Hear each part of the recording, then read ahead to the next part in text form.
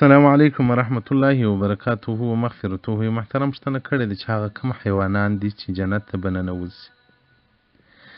محترم علما کرام وایي چې 15 یا 10 حیوانات دي.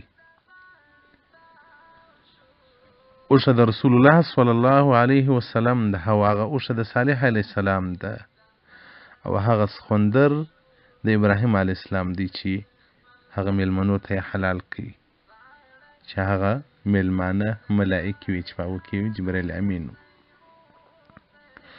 او دغه رنګه هغه پسه د اسماعیل علیه السلام دی چې اسماعیل علیه السلام ابراهیم علیه السلام حلالاوه، جبرائیل امین ورلره پسه راوستی چې دغه حلال که د پر ځای باندې ستا شکریه الله قبوله که. او دغه رنګه هغه غوا د موسی علیه السلام چې په سورة البقره کې پوره تفصیل ذکر سوی دی. او دغه رنګه هغه ماهی د یونس علیه السلام چې یونس علیه السلام واقعه به بیا انشاءالله الرحمن درته راسي چې په کښتۍ کې سپور و کښتۍ توفاني سوه،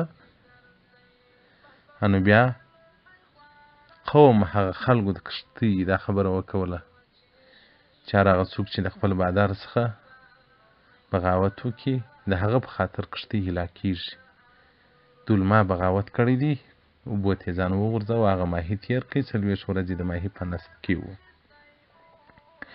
او حمار هغه خر د عزیر علیه السلام، او هغه ماهی د سلیمان علیه السلام چې د سلیمان علیه السلام سره خبرې وکولې، هغه هدهد د بلقیس واقعات چې یې راوړل، د بلقیس حالات چې سلیمان علیه السلام ته راوړل، هغه هدهد ملاچرګک په جنت ته ځي، او د اصحاب کهف سپی به جنت ته ځي. او دغه رنګه وایي له هغه حیواناتو څخه چې جنت ته به ننوځي د رسول الله صلی الله علیه و آله و صحبه وسلم د غاترې زوی و. غاتره په پښتو کې موږ ته ورته وایو، په عربي کې هغه بغل ورته وایي، جمع بغال ده. هغه حیوان دی چې خلک ورباندې سپریږي، پلار وي خر وي مور یې آس وي. په غاترو په کچرو کې چې هغه نارینه راسي هغه وچ وي، د هغه اولاد نه کېږي. نو وایي هغه د رسول الله صلی الله علیه وسلم د کچرې زوی به جنت ته ننوځي. دغه حیوانات علما کرامو ذکر کړي دي چې جنت ته به ځي. مجموعة الرسائل جلد 4 صفحه 191 سوال ورڅخه سوی دی، وایي هغه کم حیوانات دي چې خبرې نشي کولی او جنت ته به ځي؟ د جواب ورکړی دی چې هغه یا 10 دي یا 15 دي. په دې کې محترمینو هغه اصل هدف هم دا دی چې د حیواناتو د انبیا علیهم السلام سره مینه او محبت وکړي، چې و حیوان مینه د رسول الله صلی الله علیه وسلم سره یا د نور انبیا علیهم السلام سره وکړي، د هغو د محبت په وجه جنت ته ځي. نو چې انسان په ایمان مکلف دی، په دین مکلف دی، د الله جل جلاله په معرفت مکلف دی، د انبیاو سره په محبت مکلف دی، نو هغه چې محبت وکړي هغه به نو ولې جنت ته نه ننوځي. الله دې موږ ته محبت را نصیب کړي. ځکه رسول الله صلی الله علیه و آله و صحبه وسلم صحابه کرامو ته وایي، وایي د هر چا سره چې مینه کوي د هغو سره به جنت ته داخلیږي.